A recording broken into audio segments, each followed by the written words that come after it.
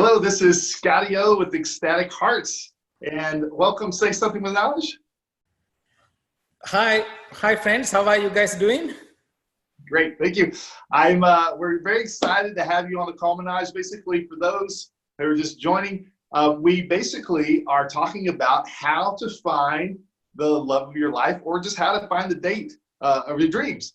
And not only how to attract it, but also how to have a conversation that could ask out the person of your dreams. And by the way, this works for both men and women, and or any gender, however you identify. And what we want to do is we're going to basically do a live example of me enrolling Manoj, who's brave enough to be on this call, and how he can ask a woman out that he wants to go on a date with, which is also an enrollment conversation. So you'll get to see a kind of a dual example of what this looks like. So first, I'd like to welcome Manoj. Manoj is one of a new member to the Ecstatic Hearts family, which is our organization that promotes love. And he is just joined the leadership team. So one of his things he's doing here is he's becoming a leader. He's actually exuding leadership by being courageous enough to come on this call. We're gonna have a real conversation. We haven't rehearsed this or anything. And so he's gonna share whatever is coming up. So being vulnerable and authentic and really share who he really is, which I think is pretty amazing. And very few people out there have the courage to really be transparent like we're about to do here. So without further ado, Manoj, why don't you say hi and tell us a little bit about yourself? Hi, everyone. First, ScottieO, thank you so much for giving me this opportunity.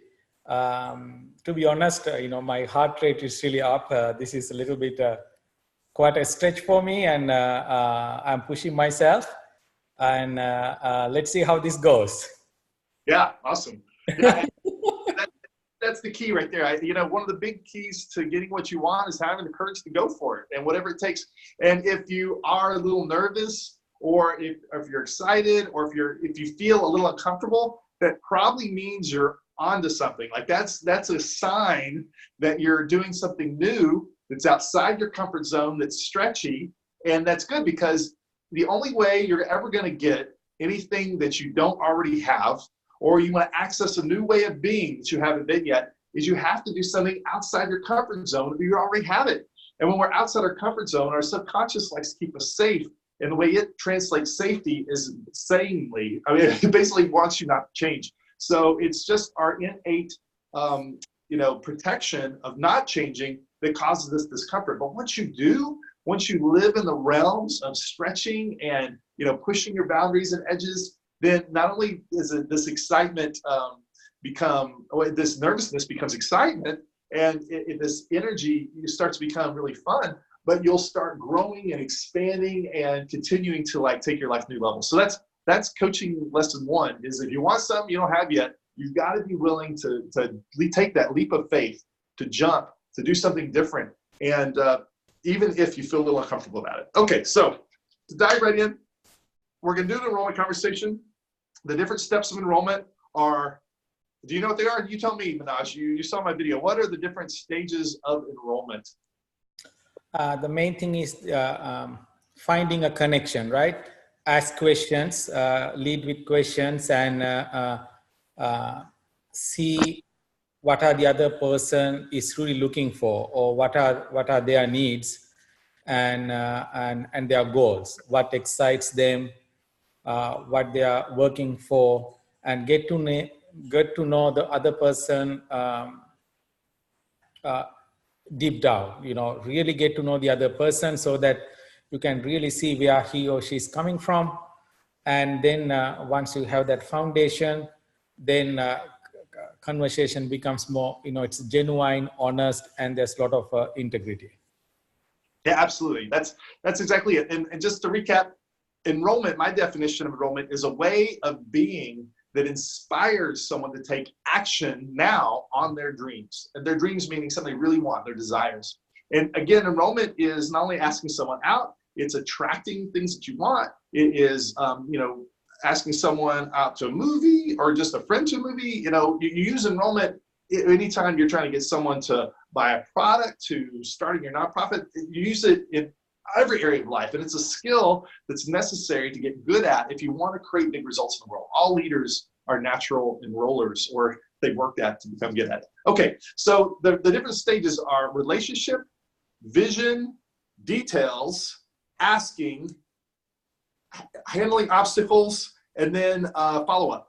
So we're going to go through the different stages, and I'm just going to kind of be an example of this. So the first one is relationship, because again, no one cares how much you know until they know how much you care. And I have the big advantage of knowing you already and being friends with you. And by the way, for those who are watching, Manoj is not only a leader, changing people's lives, but he's one of the kindest people I've ever met. He's got a heart of gold. He is, he's also a great catch for any of you ladies out there watching. This guy is not only a beautiful individual inside and out, he is financially free. He is living the life of his dreams. He's fit and healthy, loves to play tennis. There's a lot of, I can talk a lot about him, but he's really an amazing guy. And so, yeah, it's like, I already know who he is. So I'm not going to spend a lot of time on relationship, but do you feel like we're friends, Manoj, and I can ask you whatever I want to ask you? Absolutely, ScottieO. First, thank you so much for that very generous introduction. I'm so blessed that I came to know ScottieO and Melanie, and this has, this was not possible if I didn't know you, and you keep pushing my limit. So I can go to the next level in everything that I do. So namaste. Thank you. I would say great.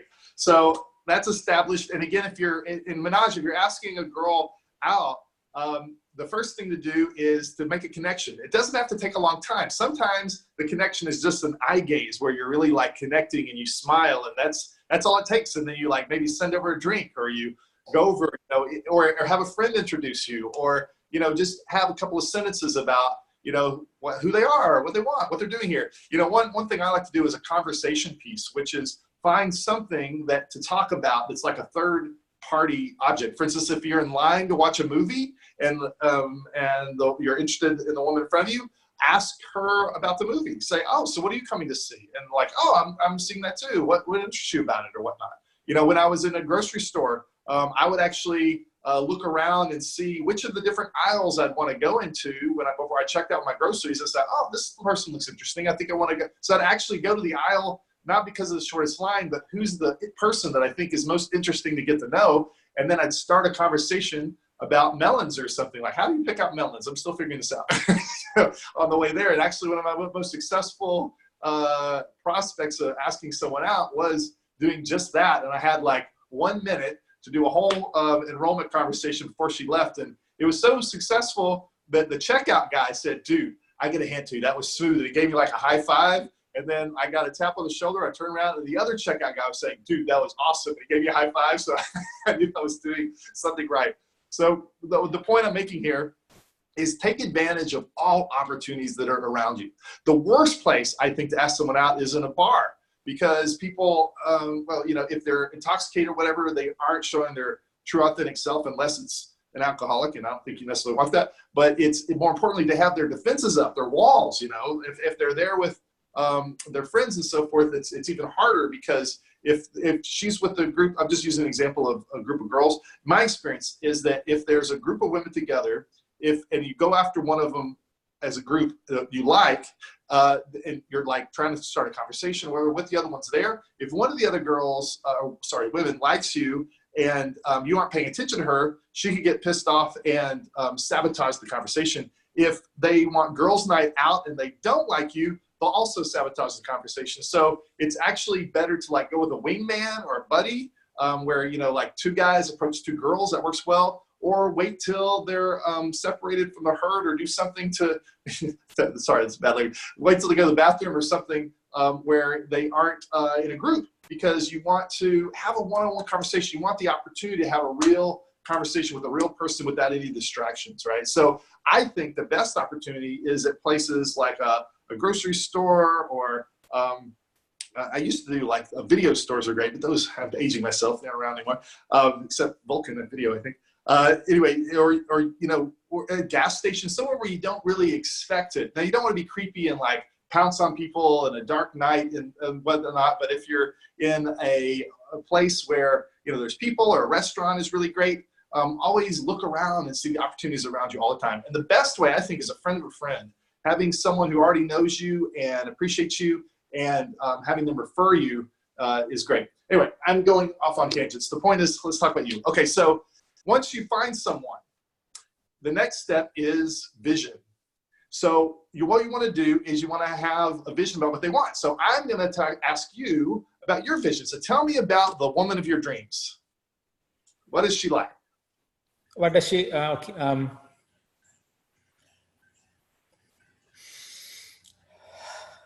Someone who appreciate family values, and someone younger than me. I'm in my 40s now, so someone in their 30s would be a good match. Even someone like in their very late 20s.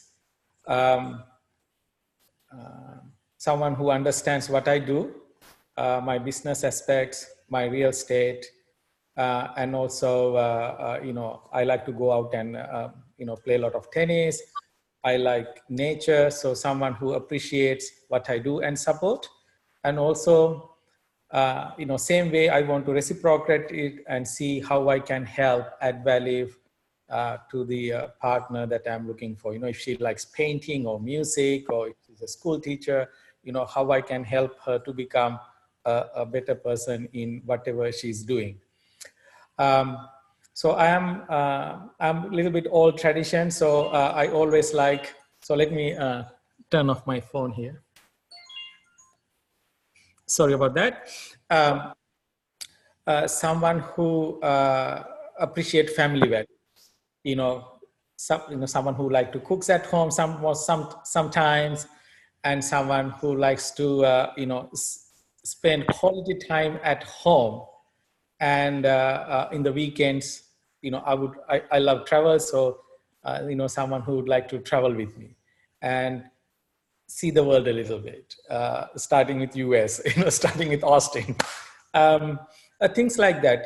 I'm not very picky, but kindness, if it comes to qualities, I would say caring, number one, kindness, beautiful smile, someone who is tall. I'm 5'8", 5'9", and someone who likes to take some chances and enjoy the life. Take some risk and enjoy the life. Somebody like that. Okay, wonderful. So it sounds like you're pretty clear on what you want, which, by the way, for a lot of people is where you need to start. Get clear on who you are and get clear on what you want. Okay, so the next thing is, so let's see, what kind of hobbies and passions would you potentially want to go on a date with someone to do? For me, preferably,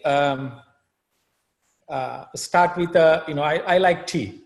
I'm originally from Sri Lanka. So maybe we can go to Starbucks or green tea and have a coffee, or maybe a walk in a state park, in a park, or maybe a downtown walking trail. It's a really nice place. I don't like movies as the first date because, you can't talk, right? You are watching a movie, right? Or a dinner would be, great. It can be a great first date. Awesome. Yeah. Go ahead. Go ahead. I think those 3-4 are really, I like for those 4 things for a first date: walk, a dinner, a good tea, and maybe in downtown Town Lake. I love downtown Town Lake walking trail. Nice. And by the way, I'm just going to put a shout out to Kuan Yin's Tea House. I think they're the best tea place in Austin if you haven't tried them out yet. And anyway, so if you like tea. And then also, what are your personal hobbies and passions? You play tennis, right? Yes, I played tennis. My goal, I'm like 3.5 now. My goal is to become 4. That's one of my goals with you. And Amber is my accountable partner. So every week I sit down with her and give how I'm doing with my coach. I love reading. I'm a big believer in personal development. That's a passion. and also building things. I really like to take chances and push myself to do new things. I was trading stocks. I did real estate. I did network marketing. Of course, I was part of corporate America. And new project that I'm working on is I really want to see how to run Montessori. So I'm studying how to start a Montessori these days. Awesome. Great. So awesome. Now, one last question on that is what you mentioned vacations or travel is one of the things you like to do. What are like 3 of the most romantic destinations that you'd love to take the woman of your dreams to? I would say the first, Miami. Of course, I travel there once a month. The beaches are so gorgeous that I cannot get enough of Miami beaches. So I would say Miami, and my second favorite place is Costa Rica because I have been there, but I haven't been to Cuba yet. So I am definitely say third place is Cuba. I have seen so many pictures. I want to go there to especially to Savannah and enjoy the beaches and see how Cuba looks like. Yes, those 3. Great. Then close your eyes for me. And I want you just to imagine that you are with this gorgeous, amazing woman who's kind and beautiful, has the same values as you do, is excited as all get out to be with you. You're on the beach together, and you are having like vacation of your dreams. What is it that she says in your ear? Scott, what's the question again? Say the question again. What does she say to you? What is she saying to you that really resonates in your soul? If she says, Manoj, this is the best vacation ever, and I don't want to lose you. Shall we do this again? Ah, awesome. And what activity are you doing on the beach? Lot of relaxation. Just relax, get some sun bath, drink some tropical drinks, and and a little bit cuddling in the beach. Got it. What kind of tropical? And swimming. What? And swimming a little bit too. A little bit too. Are you skinny dipping? That's a big idea. Just checking. And what kind of tropical drinks are you drinking? Say that again. What kind of drink are you drinking? Tropical drink? Oh yeah, I mean Miami is kind of they have tropical weather, right? All the mango juices, they are so delicious. All the tropical drinks, papaya, mango, you name it.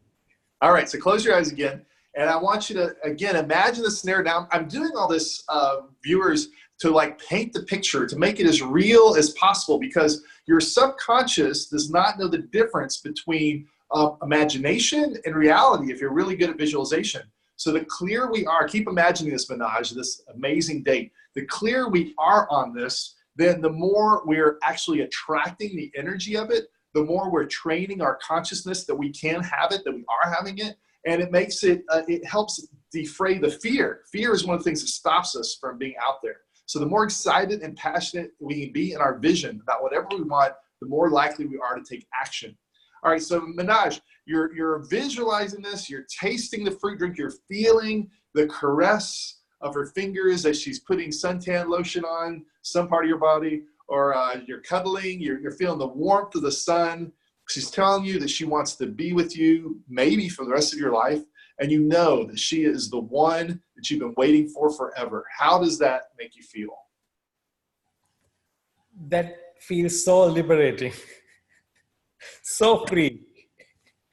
Yeah, so you feel good? Like what's the actual... Yeah, more than feeling good, I feel more, I'm more free.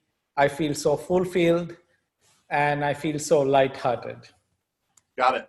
That is the energy, that's the way of being that you want to exude and tap into when you ask someone out, right? When you're coming from that space, when you're coming from exuding freedom and liberation and openness and passion and love, then who can say no to that, right? Right. if the picture in your head is like, oh, she doesn't want to go out with me, or she's so out of my league, or I'm remembering the time I got hurt and I don't want to get hurt again, and all that, if that's going through your head, you're going to show up very different. Yes. Yeah. See, just by saying that, your energy just dropped. I know, because some past memories came to my mind. You know, if I see someone I like, and then immediately my physical feelings changes. Like I get tight, I get nervous, my voice becomes a little bit different, and then it's like a battle. Yeah. Asking is like, I was like, after I say something like, hey, how are you doing, or good morning, or I really like your, let's say, earring or something, she can really feel that, oh, this guy is really trying, so that's what came to my mind when you say that. Yeah, and this is really important. This is the most important part of this conversation, is that what you want to do, and I'm talking to anyone who's listening to this, is get into that space of joy, of like knowing this. It's all perfect. Like, and the way to do it is literally meditate on it, like a few minutes every day, like before you wake up, or right after you wake up, or before you go to sleep.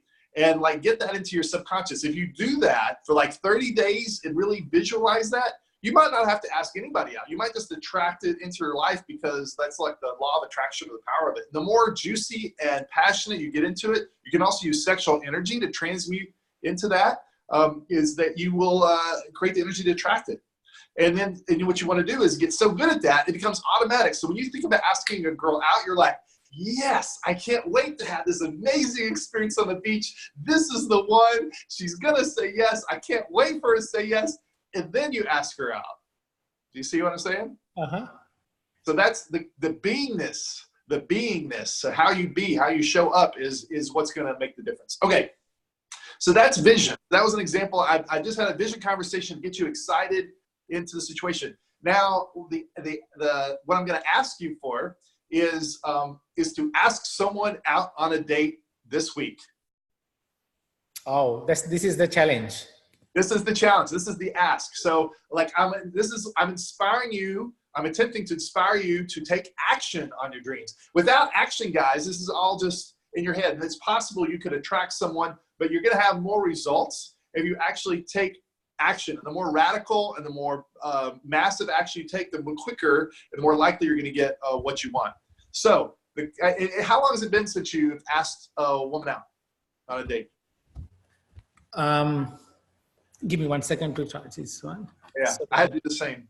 By the way, I can't see you as well. If there's a light or something you could turn on to shine on your face. Yes, give me 1 sec. Hold on. Sure.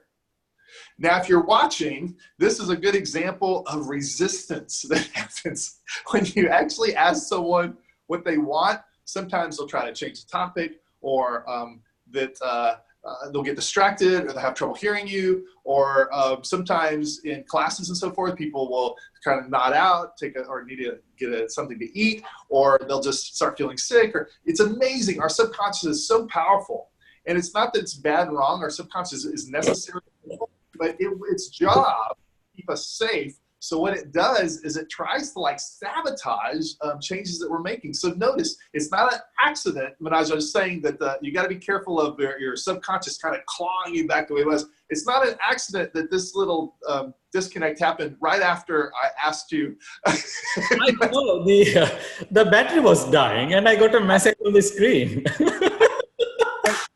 You didn't notice the battery was dying until that moment, right? I know, yes. When it came to the action part, right? When you challenged me, okay, this is the ask, the battery was dying. Yeah, and that's how powerful of a roller you are. Like, it's like sometimes things happen and we think we have no control over, but I'm here to tell you, you have the power of the divine within you, and you want to get your subconscious aligned with your conscious, because if you don't, you're going to be saying one thing and thinking one thing, and your subconscious is going to do something else, and then you're going to have this internal stress inside, and you're not going to get what you want. You'll just struggle. Does that make sense? Yeah, so in a sense, it's good that this happened, right? So it's part of Sure. the training too.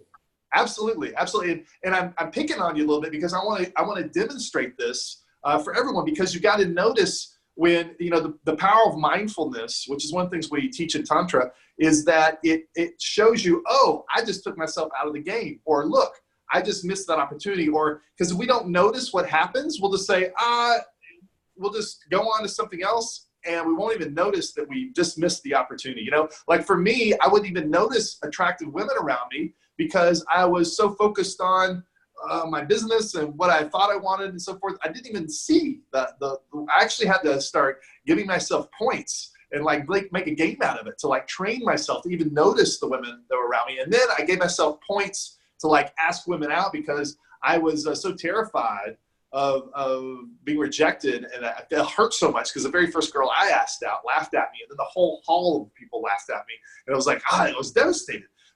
But action, and continuing to take action in spite of that, and then like getting more and more comfortable with asking out. This is a practice like anything else. It becomes easier, it becomes fun, and then you're like ready to go. So when the woman of your dreams walks by, you know, boom, and you can like powerfully ask her and enroll her into being on a date with you. And then you have the woman of your dreams, where if you don't practice this stuff, if you just wait till you find the one you think is the one, and then you like out of the blue without any practice ask her out, you're less likely to be successful. Now if it's meant to be, it might just be, but my encouragement is like meditate on what you want, practice action on doing it. And then part of the dating process, by the way, is figuring out who you really want. Like you date not to like just one strike and hope you get it. It's every date that I have, I get a little better idea of who I want, who I am, what I want, and who the person is, and how like this works about, this doesn't. And then so the more I dated, I got closer and closer and honed in on exactly the person I want to spend the rest of my life with. So it's a process. So that's another part. So my question was, how long has it been since you last asked a woman out on a date? It's been a while. I would say not this year. I didn't do whole this year. No, maybe last year, maybe one or twice, but 2019, I don't think. No. Okay, so not this year yet. So what stopped you? Long story short, 4 years ago, I fell in love with a beautiful girl, and I thought she was the dream of my life. And I gave everything I got, you know. I invested my whole happiness in her. We were first friends, and you know, we worked really well together, and she even helped me with some of my with my paperwork sometimes. So more I worked with her, more I talked to her, I thought like this is the girl. And so I asked her 3 times, and all, you know, she said no. And when she said no, first time it hurt a lot. I thought maybe I had to keep, you know, pursuing. So I asked second time, and then the third time she went blank, you know, no response, nothing. And I couldn't get out of it. You know, I was so heartbroken. So I decided to change myself. I thought maybe my energy is different. That's why she said no. I thought I should change my environment. So I moved to a new place so that I can forget the whole experience. And so last month, when I met Artemis, you know, he referred to you guys. So I thought maybe if I join Ecstatic Hearts and do some Tantra, that will, you know, change my vibe. So now today I'm coming from a different place, a place of feeling complete, feeling relaxed here. And also I'm open to whatever the universe has for me. But with your help, you know, I want to do my part. I want to do my part right. Awesome. And by the way, there's no wrong way to do it. That's why we're living life, by the way, is we're all just doing the best we can. And we're figuring out and growing as we go. It's a roller coaster ride, and it's supposed to be fun. You know, it's like, and so just know too that no's and rejection and pain and suffering sometimes is part of the ride, because it helps you appreciate the highs and the joy and the love and the happiness even more. You know, without the contrast, we wouldn't even understand what love was if we didn't understand what love was not. So back to, thank you for sharing, by the way. And I appreciate you being transparent and open and all about all this. And by the way, I do think your energy has changed. And, you know, by doing Tantra, whatnot, you, I think, are radiating more grace and happiness and relaxation and so forth, which I think is going to be helpful for you. So one of the things I would just want to point out there is when you get a no, it's not a rejection, it's a redirection. And so, you know, what I would do personally is I would go on a few dates before I, you know, well, I don't know if I can't control. It's like before I'd like fall head over heels in love with someone. But you know what? Don't put restrictions on your heart. Like that's the old me. Now I just try to open up, or I am opening up my heart more and more all the time, and just fully loving and knowing that I can get hurt from rejection and whatnot. But I just let it move through me, and I said, okay, well. It's sometimes it's not even the person, it's like a timing issue, or they're just not ready, or, you know, but it's rarely personal. Like when someone's rejecting you, they aren't rejecting you, they're just saying no to this situation in the moment because they're not ready for it for whatever reason, you know? So, and it's even possible that could show up in the future, but you don't want to count on that. You want to, if someone gives you a clear no, just move on. You know, one of the things we teach is consent culture. So none of what I'm saying here, am I inferring or suggesting that if you get a no, do you keep pushing or keep asking? You know, if you get a clear no, that's a no. Just say, okay, thank you. You know, if that changes, let me know. Otherwise, I'm going to move on and go to someone else that is excited and is a better fit for me. And does that make sense? Makes total sense. So stop me at any point in time if I'm not clear. Okay.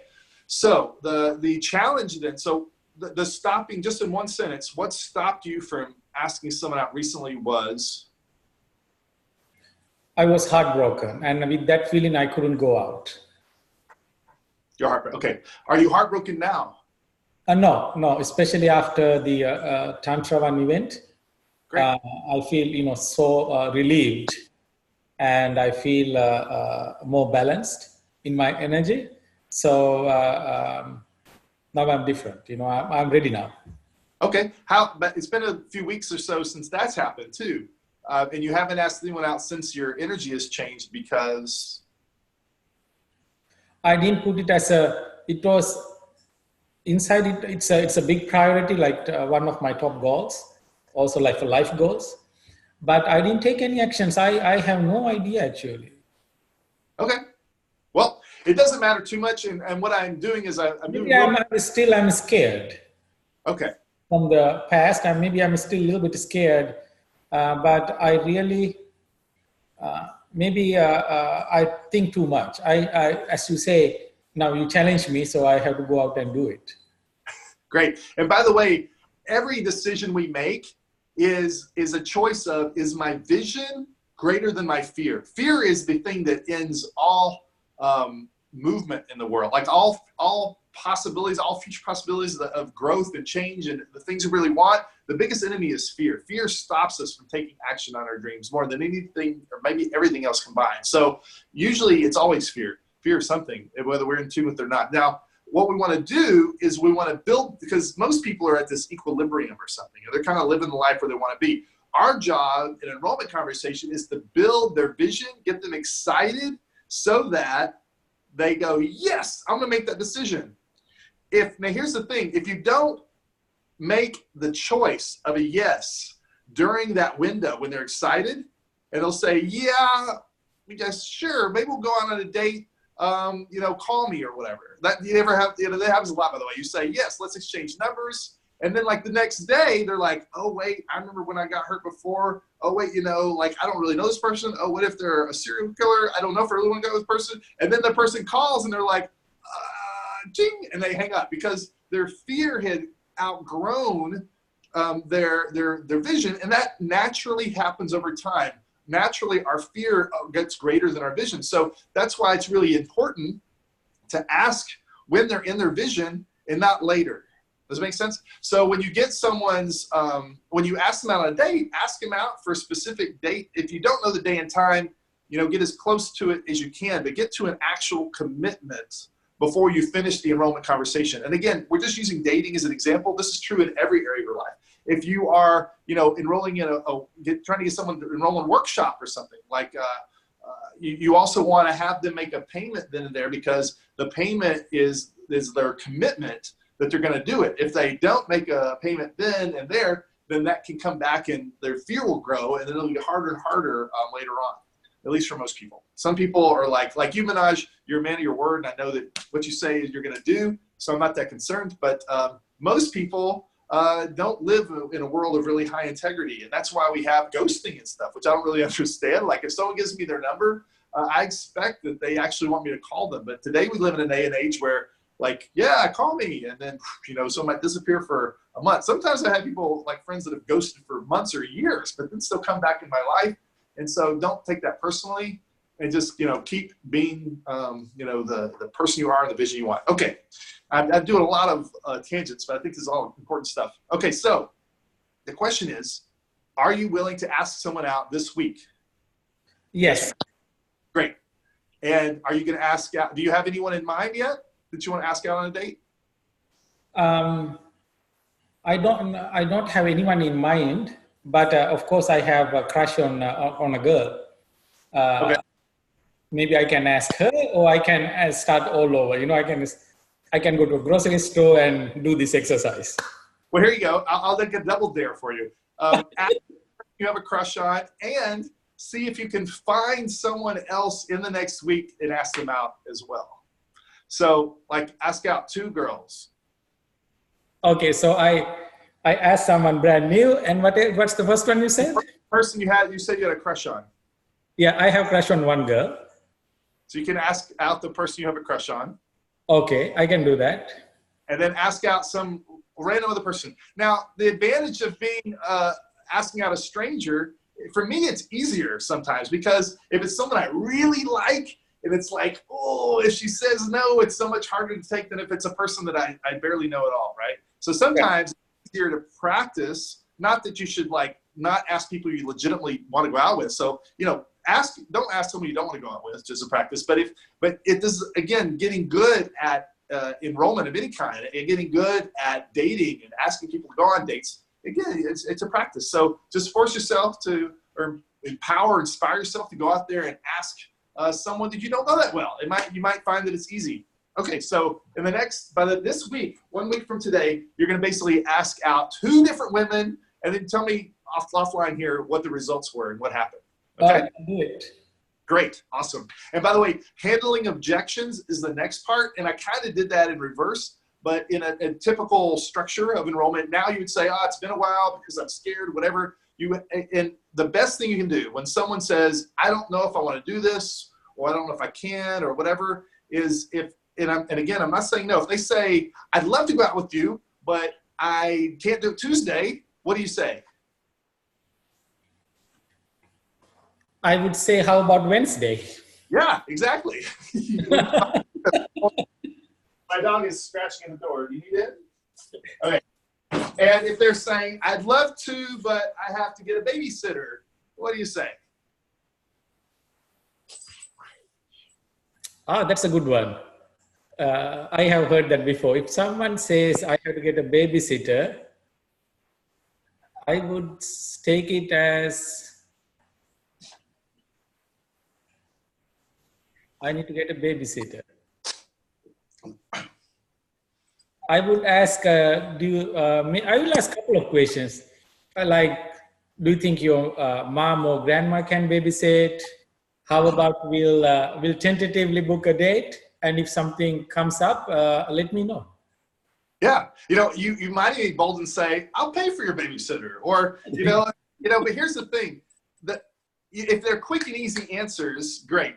If it's something that they're like hemming and hawing about, like if they're not a clear no, but they aren't a clear yes yet, and they want to take some time to think about it, whatever.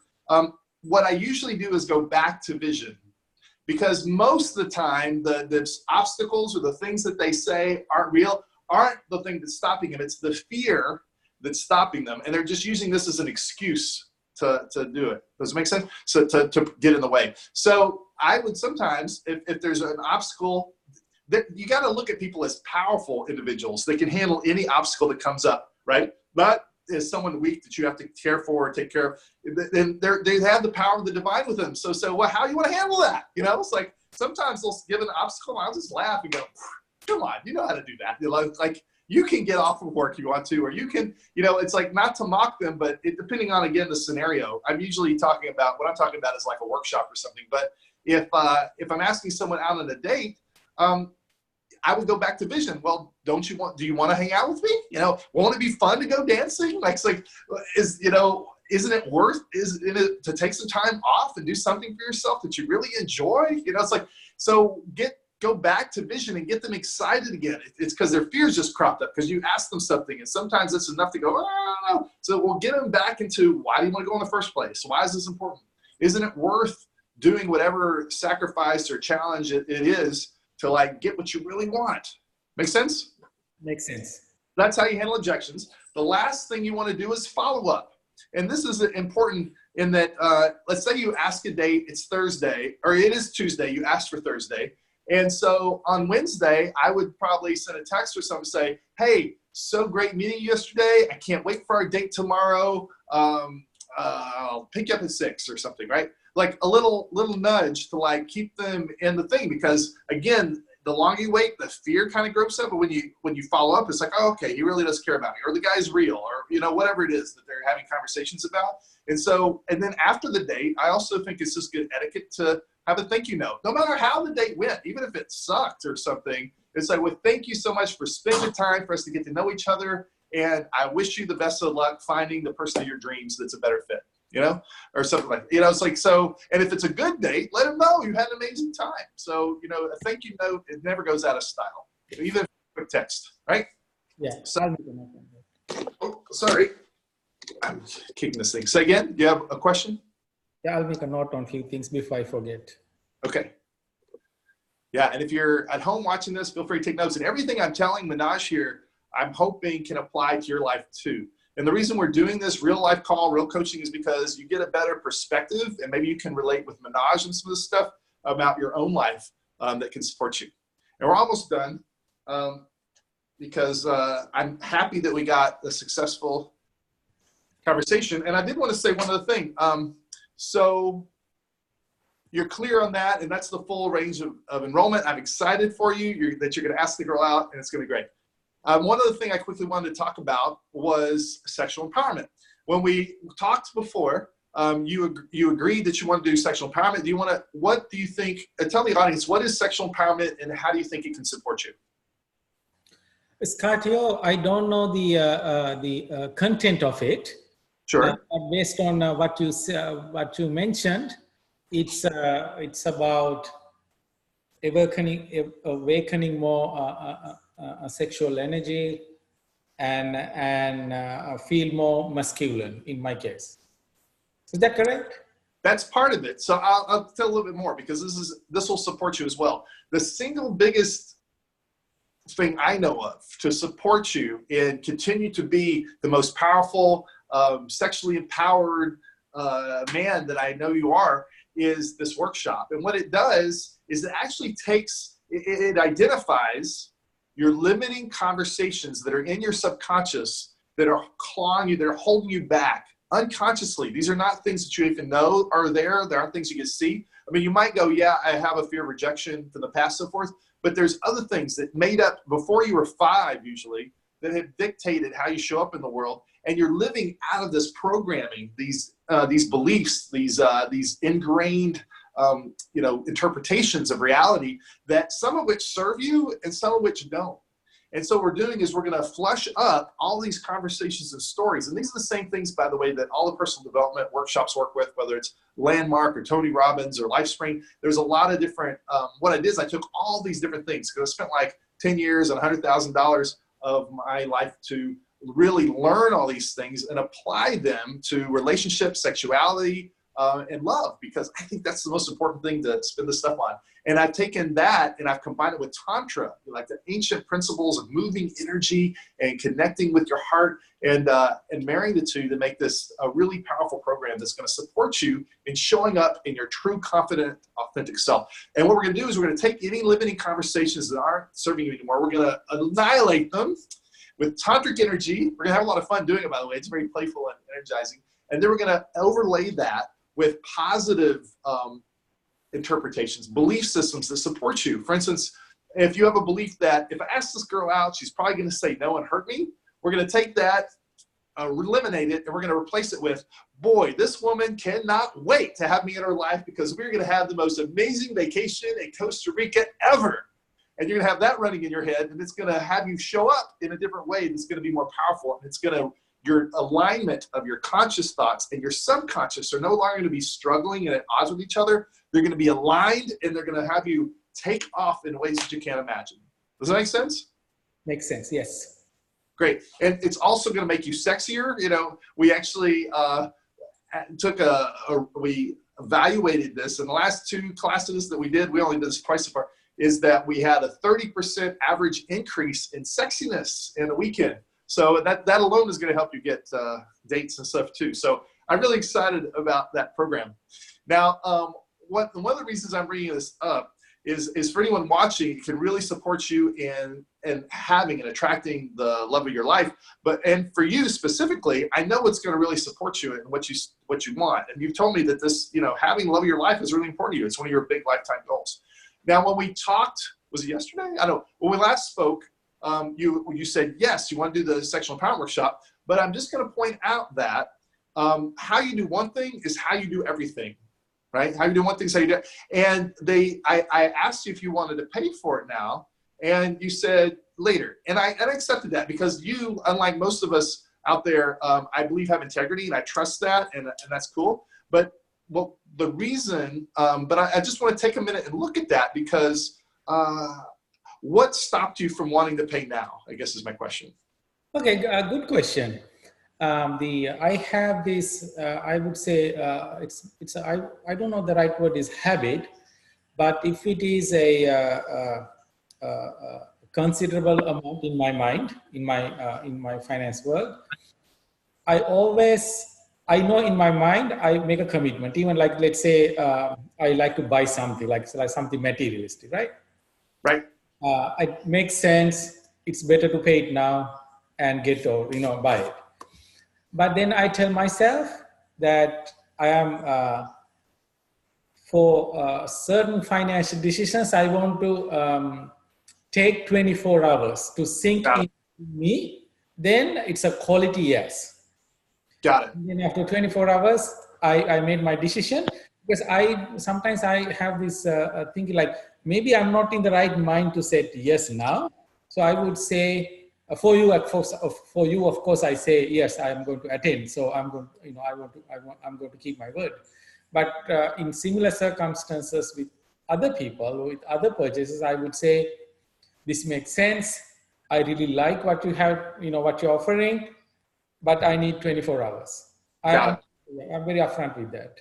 Got it. Well, and just, so I'm going to use this because there's a lot of really juicy learning here. By the way, I do the same thing. So, because I've been in situations like most of us where we might have been like in a high pressure presentation or something, and it seemed exciting, and we went ahead and said yes, and then we're like, oh, wait, is that really what I want?